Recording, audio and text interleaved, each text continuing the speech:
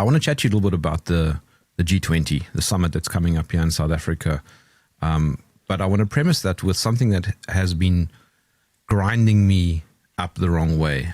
And right now in South Africa, what is dominating discourse right across the entire media spectrum, and I suspect that this is absolutely not organic, but it's race and racial conflict, right? Because Trump pulled out of his boycotting, and then Argentinian President, what's his name, Milei, also pulled out. So now it's jokingly known as the G18.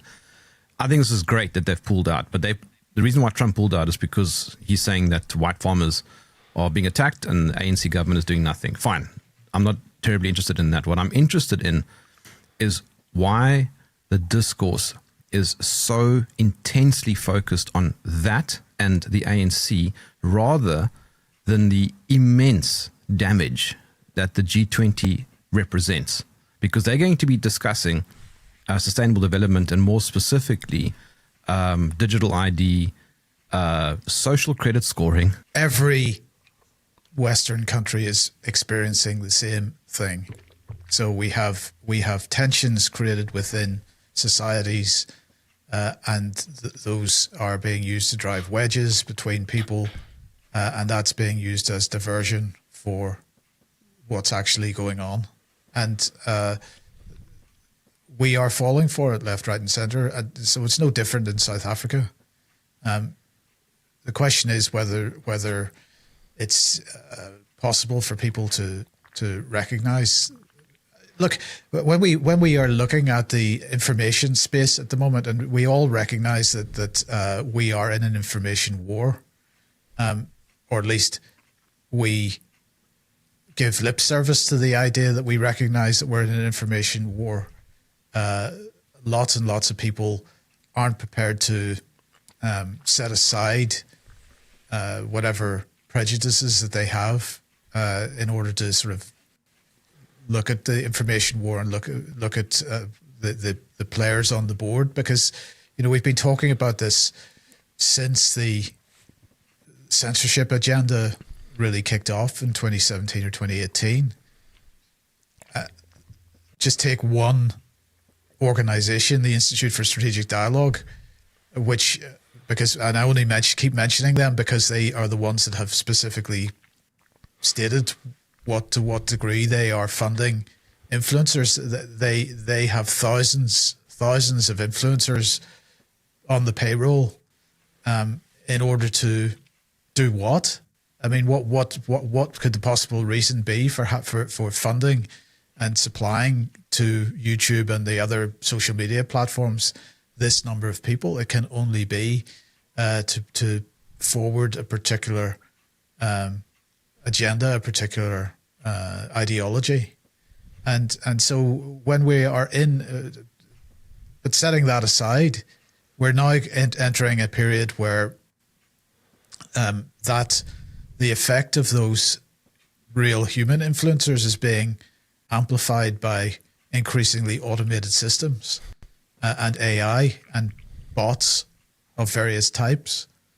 So it becomes even more important for us all to be actually looking at the information space and looking at what we're being presented with and trying to work out what's real and what isn't. So, of course, what we're seeing is massive amplification of talking points which are controversial, which cause tension, angst, anger in people, which absolutely get people focused on the wrong target.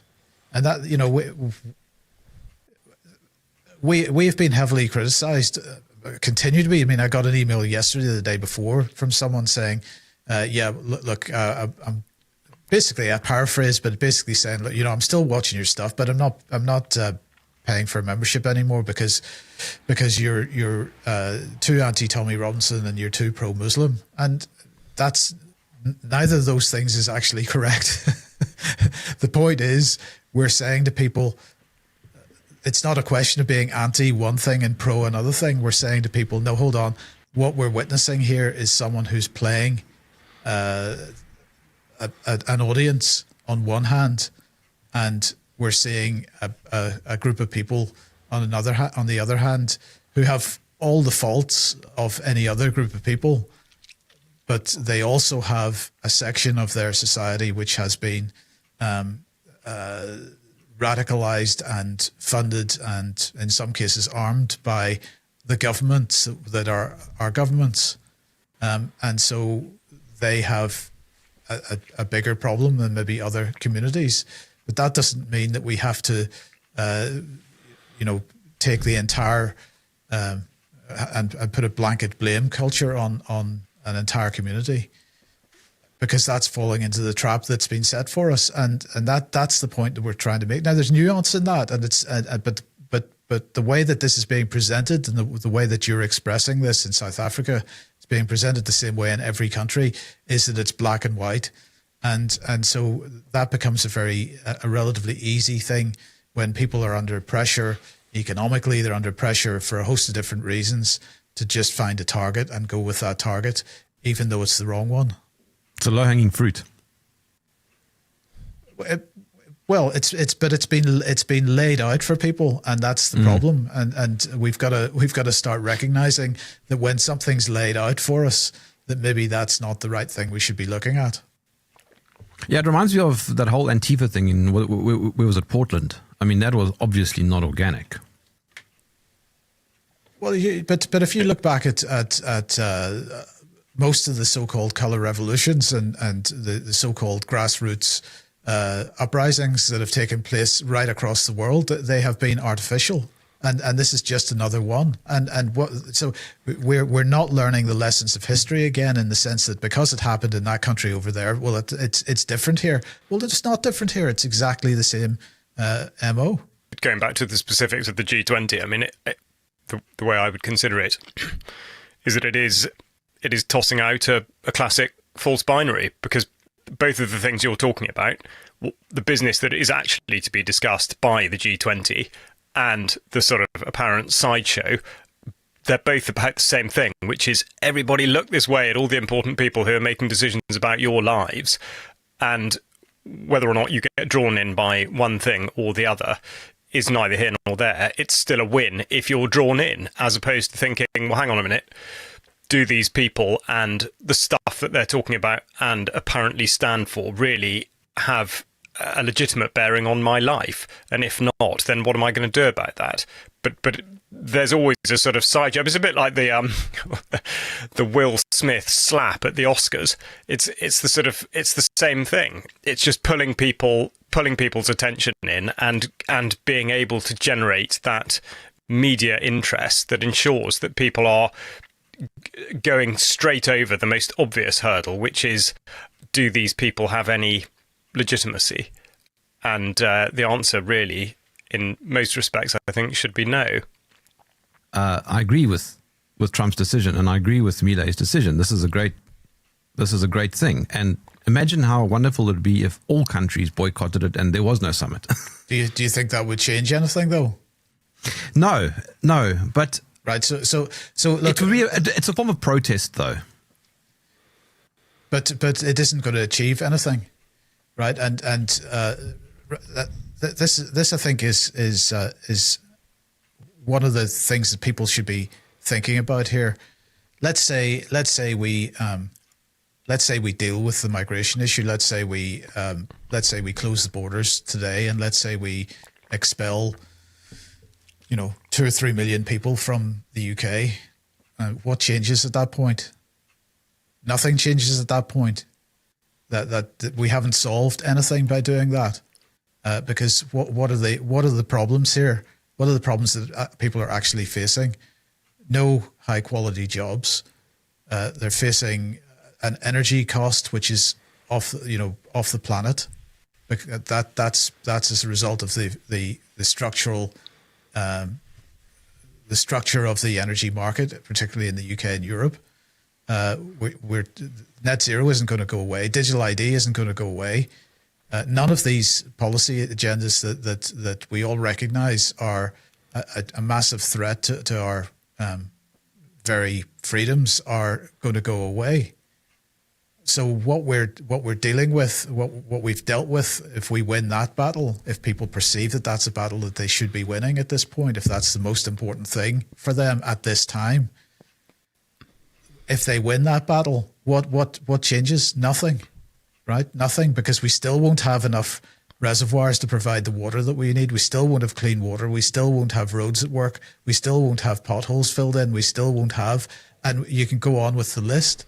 So nothing changes, right? Because the target's wrong, and everybody's focused on the guy in the hotel, or the guy in the temporary accommodation, or the guy that's getting 500 quid to go back to France, or whatever the thing is. That's the focus, and yet the people that are actually causing us the trouble are just continuing on with what they want to do, and nobody's saying a word to them. It is fascinating to me that that people are so caught up in one issue that they're quite happy for the rest to just progress, and they'll say that they're not happy. Of course, they'll say I'm against digital ID, but they're not focused on that issue. They're focused on the migration issue, and that's the only thing they're focused on. And they're looking for Tommy or Farage to come and save the day for them. That's not going to work, because neither of those guys is criticising in any substantive way the bigger agendas that are at work here. I saw a sort of a microcosm of this expressing itself a week or so ago, and I thought, gosh, that absolutely encapsulates the incredible amount of time, energy, and effort that goes into something that yields nothing. And it was in I was driving through Gloucester, and there was a gathering outside the Ibis Hotel, which is being used to house migrants. I don't know if the entire hotel is used for that purpose or what. I'm not quite sure what the specifics are, but it was a classic. It was on a sort of side road off a main road, so it's kind of visible from the main road. And at one side, sort of cordoned off by a police line, were protesters carrying union flags and that sort of thing, making a din. And that is literally what they were doing. I mean, if anyone was there, they'd absolutely be able to back that up. There was nothing sort of constructive or significant being said, as it were, or indeed done. And then there was a gap across the hotel frontage where there was nobody permitted to go. And then there was another police line. And then the other side of the police line was a counter protest, let's say, and the only banner that was legible to me from where I was standing as I'd approached it was just a banner that said "Diversity is our strength." So basically, two groups of people, two groups of brainwashed people, determined that they are, opposing the people on the other side of that police cordon, with a hotel full of migrants in the middle. I mean, what possible result was either of the two sort of protesting parties expecting? And yet that was on I think it was a Saturday afternoon. It had drawn in, I don't know how many hundred, but I mean, quite a significant number of people who had presumably dedicated quite a lot of time and energy into organising it and getting banners and stuff made and all the rest of it, as well as the significant police cost. I mean, they even had a helicopter up, for goodness sake. And and all this goes on, and then at whatever time it just gets collapsed. I don't think there was any trouble, but I mean, apart from anything else, what are the people in the hotel supposed to think?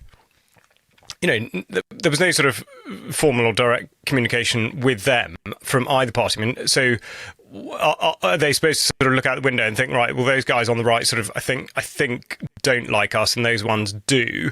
But actually, what's going to be the material difference to our lives as a result of this event? Absolutely nothing.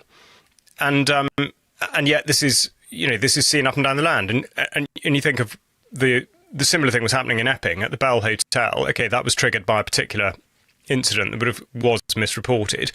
And then when the hotel was ceased to be used for that purpose, that was misreported, or at least that was a bit of chicanery in a way, because in fact, that was nothing to do with the council saying, right, yeah, okay, this is just not on, we shouldn't be doing this. It was a planning issue, and that was what created the court to make that decision. So it is completely remarkable. I'm not suggesting that none of these people have valid views, but the problem that people have is knowing what to do.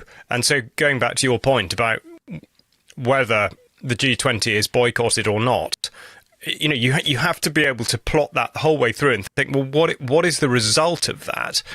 And my contention would be that people's efforts that day in Gloucester or wherever else, and I'm absolutely not saying, oh, you know, there's no point in protest. I'm saying that you have to really, really think about it and identify what your objective is and how you're going to achieve that. But just making a din outside a place where you perceive there to be either a bad thing or a good thing is not in itself ever going to change anything.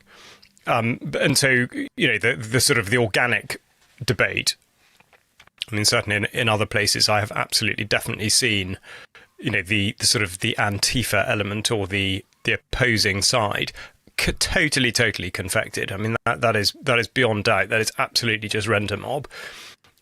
So this whole thing, you know, we come back to it sort of, it's on a weekly basis. It's just look what they're making people do, which is just to scrap with each other and completely miss the point of everything, but also totally sort of get rid of their own agency by engaging in these, I'm afraid to say, sort of pointless actions. So that there is, you know, there's got to be common ground. I mean, that's a good example on the migration thing.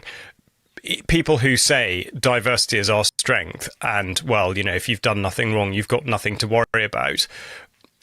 I think you'd have to be quite bloody minded not to see the privacy and data issues with digital identity, digital currency, the centralization of all that kind of information. So it does seem like there really should be points at which there is a sense of unity found, and that in turn could lead to, you know, meaningful actions by significant rejection of a particular scheme. But I think we've got a long way to go before that, and I think that, you know, the shenanigans around the G20 articulates that perfectly. You've just got a couple of people who are making a bit of a fuss, and that's where the attention goes, rather than anything actually happening. Well, anything actually happening is related to a question that my wife asked me this morning when I was talking about exactly this. And she asked me, okay, now if digital ID is coming via the banks and in the next couple of years you will need to scan your QR code when you enter a bank or even a restaurant or some sort of building or whatever. She asked me, what can you do about it right now? Like, what can you do? Well, the answer isn't easy, but the answer is pretty simple. Okay, it's not easy to implement, but it's simple to express. We've got to be already building the parallel structures. That means we don't need to engage with that system. And that means, you know, well, I mean, it should be fairly obvious to people what that means. It means what we've been talking about for pretty much every time we've been on this program, Jerm. That means making relationships with farmers so we can get food. It means using cash and building networks of people that can support each other without needing to engage with that system. Hold on. Yeah, but Mike, that's correct. And I agree with you, obviously, and I promote that. But if the banks, they are retracting the amount of physical cash that's in the system, so every time you purchase something, a lot of that cash disappears because it goes back to the banks so they can swap it out with digital. Eventually, that physical cash is going to run out. So people find other ways. I mean, it's not really rocket science, Jerm. People were trading before there was any such thing as cash. You know, this is not something which is, well, but you know, even in a country like the UK where we have this idea of you know, a monopoly on cash, because the Bank of England is the only bank which is allowed to print money. That doesn't stop people using some other form of token. You know, you create your own money. There are local currencies around this country, which, you know, we can have a discussion about who and what kind of people were driving the idea of local currencies in the past. But these things are absolutely possible. It just requires people to be thinking this way and getting organized. You know, it is possible to trade with people without cash, if without using, the government issued cash.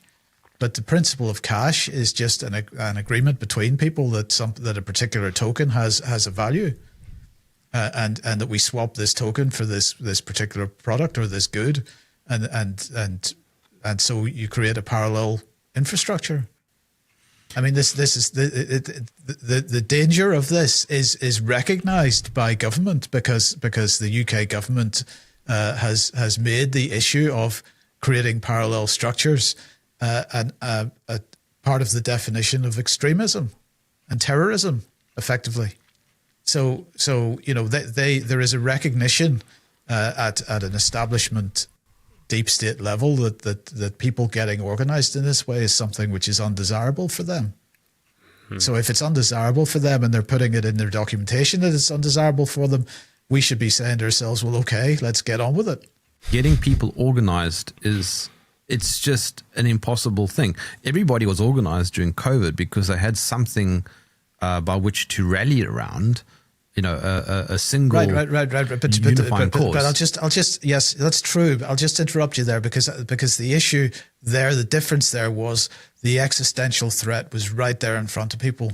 At this point in time, the existential threat, digital ID, is still something which for most people is pretty ephemeral. It's something which is starting gradually to impact people's lives, but people are still, despite the lessons that may or may not have been learned from COVIDocracy, people are still unwilling to look ahead and see what's coming and act now. They want to wait for the thing to be blattering them over the head before they're actually willing to engage.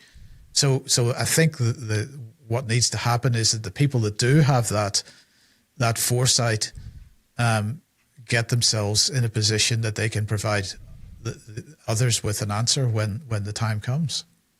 In other words, don't give up. No, absolutely. We can't give up. I think also one shouldn't regard this as being necessarily a sort of macro issue for all the reasons that we've been through. I mean, ultimately, you really just need to make your own plan. So if you have got somebody that will accept something other than digital money for whatever it is that you want, let's say fuel for your car that's not supposed to be on the road anymore because it has a combustion engine, you only need to find one person that's willing to do a deal with you, and then and that will in turn spark a network.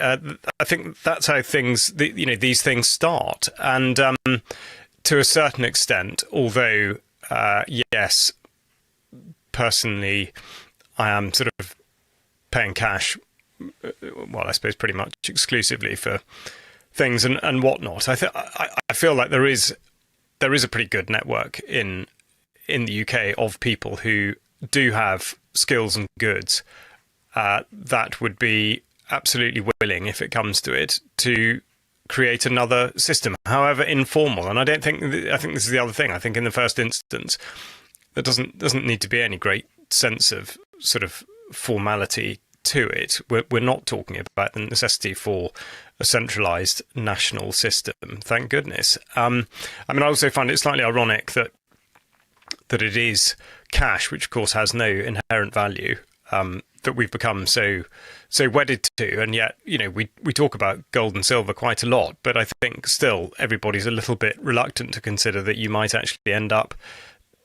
spending or trading something that does have a value. But it is not that difficult to imagine. I mean, the way I look at this, I think now, and okay, this is yet to be demonstrated by concept or proof of concept, but I see this as an absolutely massive opportunity. If there will be people out there who absolutely do have the skills and the wherewithal to create either a parallel system, if that's what one wants to call it, or a template for doing something differently. I mean, in effect, not that I'm sponsoring this, but cryptocurrency is a very good example of that. Somebody's just created a different system, and anyone can do that. But the point is, it can be done. We don't need to look to governments or enormous corporations just to make plans for us. And equally, we don't have to have the whole country fall in line for us to think, oh right, well, okay, now I can do that. You just make the going yourself. You work out what it is you need, and how you can go about doing that. And I really do think that there is a way. We're not, not in absolutely every respect. Of course, I do concede that. I'm not being overly idealistic about it, I would hope, or overly optimistic. I think there is a degree of realism. But then again, do we, if people really sat down there with sort of pencil and paper and went through every single element that makes a contribution to their lives, do we really need all the stuff, all the things, all the, accoutrements to our lives that we currently have? Probably not.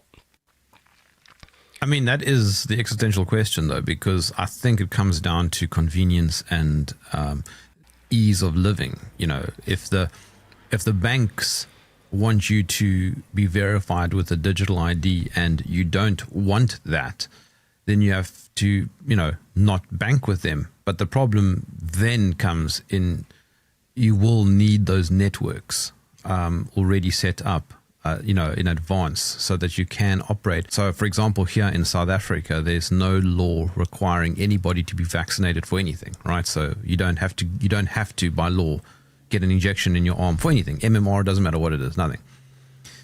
However, the private sector can implement, vaccination mandates by proxy. The schools might say, you don't have to be vaccinated, but they won't accept your child. Yeah, but hold on a second. Who says that this is the way to live? The convenience agenda is laid down in front of us. It's convenient. You can, but who says that is the right way to be? Why are we as people looking at the world and saying this is not right? It's not being run properly. It's what's being offered is something that I don't like, but I'm still willing to consume what they give me. I'm still willing to. It doesn't matter whether it's media, Hollywood.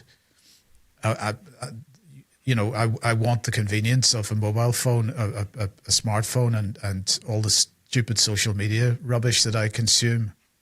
Right? How much of what is consumed on social media has any value to any one of us? And yet so many people spend their entire lives. I mean, they even use terms like doom scrolling. I mean, there's a recognition there that this is not healthy.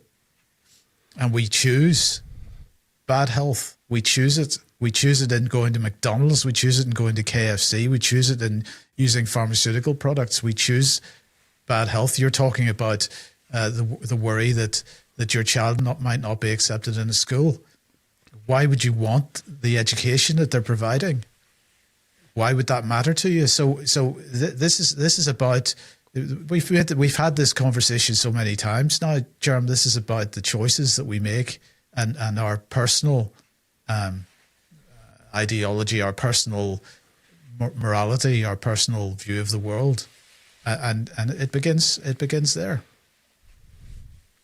And actually, on that, sorry, just to get, because I think, Jerm, am I right? You've interviewed Tom Cowan, is that right? Tom Cowan, yes, a couple of times. Yeah. Have you talked to him about education? He believes in homeschooling and not being part of the system. Yeah. Yeah. All right. Well, the example that he puts in, I don't know how many books he's written, but a book of his about education. It's absolutely fascinating, and it mirrors exactly, let's say, the correlation between the exponential rise in the number of pharmaceutical products and their consumption and poor health outcomes, whatever. They absolutely are running side by side. Tom Cowan writes about this amazing discussion he has with somebody about the necessity for a formal education, and I will condense it, but basically it is to say that before any formal schooling started, the population of America by percentage had largely read the writings of Thomas Paine, and now no one has. And this was cited as being the sort of the way in which you would determine whether somebody was sort of engaged with life and educated, because they could actually understand what was being written and how important it was to the lives of people to have digested this particular text. So the point of it is that it's just like spending money that actually is not worth anything. We are so confined by our ideas that, you know, education does actually deliver what it's supposed to, when in the vast majority of cases it simply doesn't. I consider that of of myself, and I think it's very hard to look at education, certainly in the United Kingdom, as being for the benefit of really anyone but the state and the corporate entities that need slaves to make the wheel turn. So I think the scale on which we have to reconsider is so much bigger than we're liable to do, because so often the flames do appear to be licking at the front door, and therefore that's what you've got to concentrate on, rather than stepping further back to sort of crowbar the analogy yet further, and really think about all of it. And going, and again, the delight of doing that is that you can go back in time to points at which none of this stuff either existed or mattered. I went down to Portsmouth recently to the docks, the historic docks, which is where they've got, some of the exhibitions there are amazing, but the Mary Rose, which was brought up in 1982, I think they got it up off the seabed and found 19,000 artifacts. But in there are some newly minted coins, gold coins, hardly ever in circulation. And you just look at that, and compared with a coin or a banknote today, obviously it's crude, it's not sophisticated, but for the people that used it, that was enough. That was absolutely fine. It meant something. They all knew what it meant. So for us to similarly create, whether it be currency or whatever it is, a different system, as long as you have in your own sort of supply chain for your life, you have an unbroken link of people that will do with you the sort of trade and interaction that you want to, and that it makes sense to all of you, well, fine, and to hell with the rest of them. I just realized that I'm coming across as a complete normie. I'm obviously trying to provoke conversation. Yeah, I mean, I'm on the same side. A friend of mine, so he's got two kids. He decided with the second child not to register his child's birth. All right. So in other words, no ID number, no ID book, nothing. Doesn't want the government at all to know that this child exists. Obviously won't go to school. Both kids will be homeschooled. They stay in the middle of the country, in the middle of nowhere kind of thing. And he calls it unlearning, right? So that's what he's going to teach his kids. But the reality is that child is going to be incredibly restricted from general life. So, sorry, this friend of yours lives in South Africa? Yes. Yeah, so just so as I understand this, your friend lives on the biggest continent on the planet that has more to give than just about anywhere else. Is that really that they can't get on a flight? Is that a problem? I mean, they could spend their entire life traveling from one part of Africa to the next and never get back to the starting point before they die. You could. Well, I mean, how'd you cross the border without an ID? That's what I'm asking. Are you suggesting that there's border guards on every point on every? I mean, you're talking about. I get where you're going. Right. So yeah. So the question is whether what restriction that actually provides at the end of the day, because it's only a restriction if you want to be part of the system that's being provided. And there are opportunities outside of that. It's a brilliant example. The passport. everybody, we're all are totally conditioned to think. I mean, crikey, I know, sort of going full circle on the migration thing, because look how that works out. But the idea that you do have to go through a particular port to show your documents to make sure that everybody knows that you're going into another country. I mean, that is a very, very, in relative terms, that is a very new system that we all think is the only way to do it. I mean, crikey, there are, crossing land borders in Africa, not a bother. You do not need to go through an immigration post. I can attest to that. I mean, without making it sound utopian, it's not easy. This is an incredibly difficult path. Well, I mean, you sort of have to qualify that, really, don't you? Yeah, I agree. Hold on. Okay, wait, Charles. Yeah. Can Charles, can you operate right now without an ID? Well, you see, the problem with that question, just to be difficult, is of course I am where I am. So let's say a lot of the stuff that I've sort of set up would have required the things that some of the things we're talking about. Whatever. Sorry, I say ID, but I don't know what the equivalent is in your country. I know what you mean. But it's very odd, because the whole thing sort of comes from nowhere. Because in the first instance, if you register a birth, and I'm sure it would be the same in South Africa, but if you register a birth in the United Kingdom, you get a birth certificate. But a birth certificate is not proof of identity. So the whole thing is predicated on very, very flimsy nonsense. I actually can't quite remember how you do get to the stage of proving, as it were, your identity. Because once here, it's if you have a passport or if you have a driving license, then supposedly you can prove your identity with that. But you see, you're not obliged to have a passport or a driving license. And since a birth certificate is not proof of identity, actually the whole system is fake, really.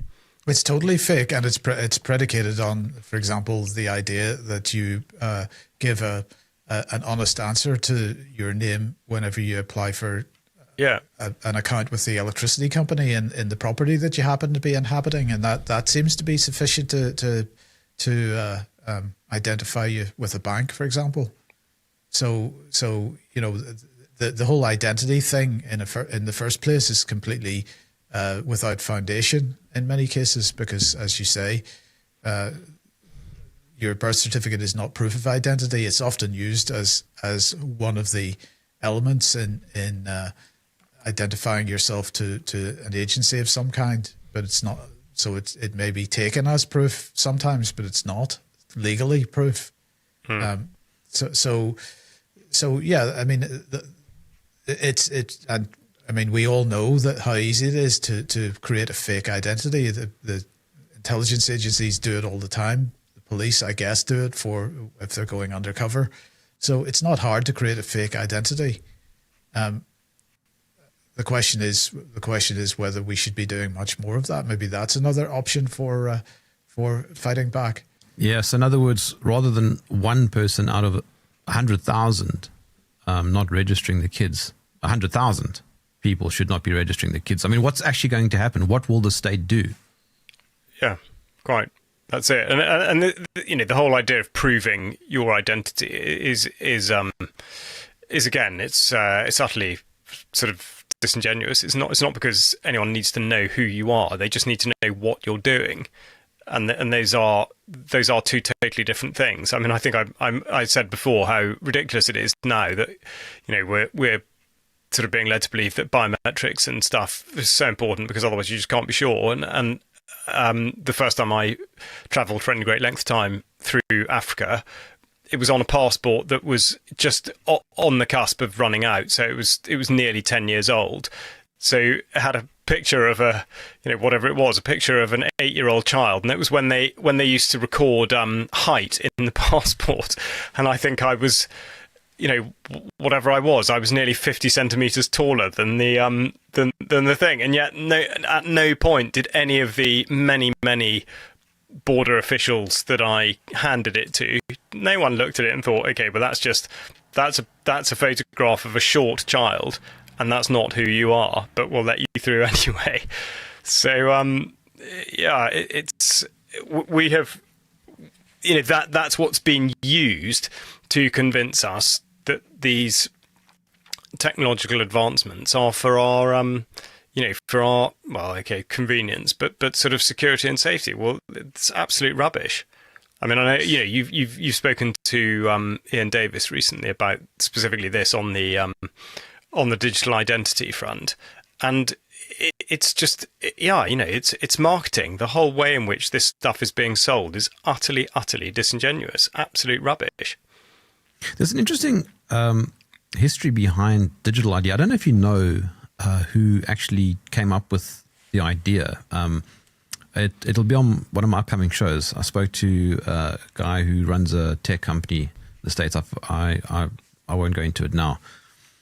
But he was chatting briefly about the guy who came up with the idea. It was about 20 years ago.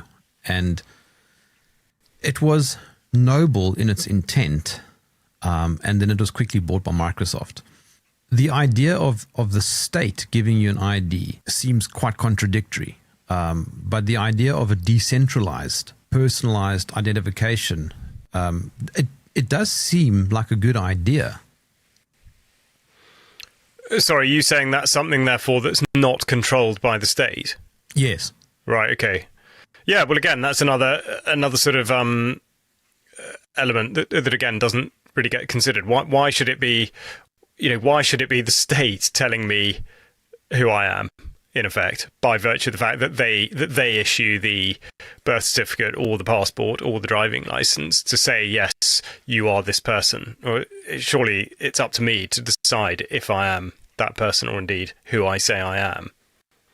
The original question was, do we need to, or at least at some point, the question was, do we need to engage with the system? We got into a conversation about how we might not. But of course, we can still engage with the system and with a view to disrupting it. And of course, in order to do that, we've got to probably get ourselves fully engaged with the digital ID and so on. But I've told this story many times. A lot of years ago, a guy in Plymouth here not paying his council tax and trying to establish on what basis he had to pay his council tax and what was the process that he would go through if he refused to pay and so on. And he took it to the court and we attended as witnesses on the day just to see what happened. And the first thing that I realized was, as I walked into the court, was that in the foyer outside the actual courtroom, there were half a dozen council employees there to try to negotiate with anybody that turned up at the court that day to try to set up a payment plan or whatever it was. But the last thing they wanted was anybody actually going into the court and offering any kind of defense. They wanted they were effectively hiring the court for the day, and they wanted to go in with their spreadsheet of non-payers and to get a blanket order from the court that they could proceed with taking those names to bailiffs or whatever to recover the debt collection agencies and so on. So it was obvious that on that particular day, I think there were something like 1,500 people on that list, that if 1,500 people had turned up to the courtroom that day, that the entire system would have collapsed under its own weight, right? And no matter what we think about the legislation that is in place at the moment with respect to data protection, for example, the legislation is there, and one of the tools that is provided by that legislation is something, and this is as far as the UK is concerned. Other countries have similar situations. One of the things in the UK that we have at our disposal is the subject access request, where we can make an application to any body, whether that be a corporate body or a public body, and say, what is the data that you hold on me? And they are required to, within 20 working days, provide you with a copy of everything that they have about you. Now, if we do that in a systematic way, we bring the entire system to a halt. Now, whether they can implement some form of artificial intelligence-based mechanism for dealing with these at some point in the future, they can't do it today.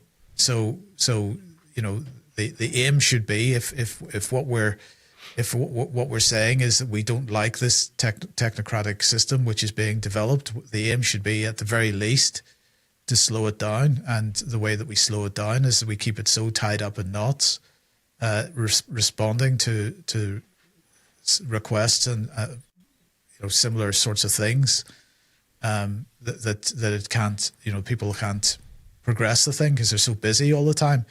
A lot of, right back at the very beginning when the supermarkets in the United States and the United Kingdom started producing loyalty cards, and they were, you got your loyalty card, which allowed them to then associate the specific items that you were buying with your identity. People were saying, well, this is insane. Looking back on it now, it seems utterly tame compared to what we have at the moment. But people were sticking those cards in the post to each other, and deliberately attempting to make the data that was being collected worthless to the supermarket, because 1 week I was buying stuff in Plymouth, the next week I was buying stuff in Manchester, or the next week I was buying stuff in Washington DC, and I was buying different stuff every time. So the principle behind that was to poison the database, and this is exactly the right approach. It's something that nobody is really doing at this point. I think because people are scared. People have got to stop being scared. People can be scared and sit and shiver in the corner, but that's not going to stop anything. So what are you scared of? Are you scared of what's coming? Well, it isn't here yet, so don't be scared of it now. Fight it, and then it never arrives. I mean, we've got to make a decision. It all comes down to us making individual decisions. We talked about this so many times. I think that is probably the ultimate solution, Mike. When people say, but no, the ultimate solution, Jerm, is that we have to be fighting on every front. We can't just do I'm going to buy stuff from a local farmer, or I'm going to find a way to trade locally with like-minded people.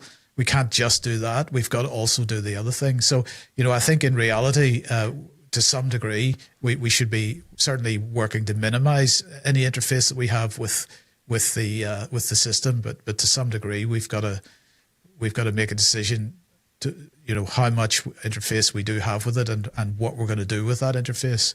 And in the meantime, I think we should be using it as much as we can to disrupt it as much as we can. Also, I think it is interesting to consider, because we rather moved on, but the friend you're talking about who's planning to bring up a child, in effect with no, sort of outside of the system. I mean, ultimately, I think it comes down to their sense of purpose and happiness, joy and love in life.